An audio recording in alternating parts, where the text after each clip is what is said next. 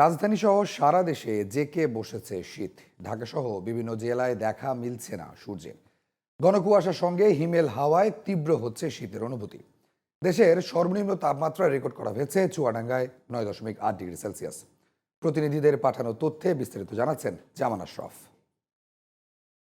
দেশের সর্বনিম্ন তাপমাত্রা 9.8 ডিগ্রি সেলসিয়াস রেকর্ড করা হয়েছে চুয়াডাঙ্গায়।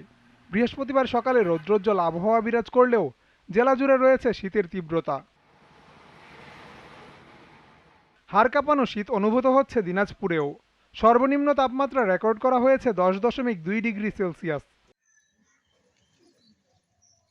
দিনভর কুয়াশাচ্ছন্ন থাকায় বিপাকে পড়েছেন গাইবান্ধার শ্রমজীবী মানুষ। দিনের অধিকাংশ সময় হেডলাইট জ্বালিয়ে চলাচল করছে যানবাহন।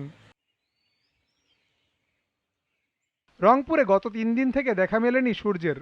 ঘন কুয়াশার চাদরে ঢাকা পড়েছে গোটা জেলায়।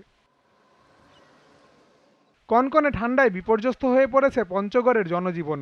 তেঁতুলিয়ায় সর্বনিম্ন তাপমাত্রা রেকর্ড করা হয়েছে 11.3 ডিগ্রি সেলসিয়াস।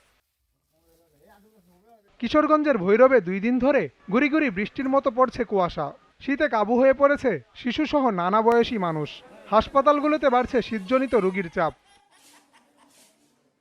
ঘন কুয়াশার সাথে শীতের তীব্রতা বেড়েছে কুড়িগ্রামে। দিনের অনেকটা সময় হেডলাইট জ্বালিয়ে চলাচল করছে যানবাহন।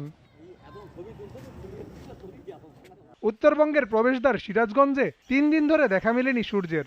তীব্র শীতে ব্যাহত হচ্ছে স্বাভাবিক কার্যক্রম। পটুয়াখালীর কুয়াকাটায় অসহায় মানুষদের মাঝে শীতবস্ত্র বিতরণ করেছে স্বেচ্ছাসেবী সংগঠন পাশে দাঁড়াই।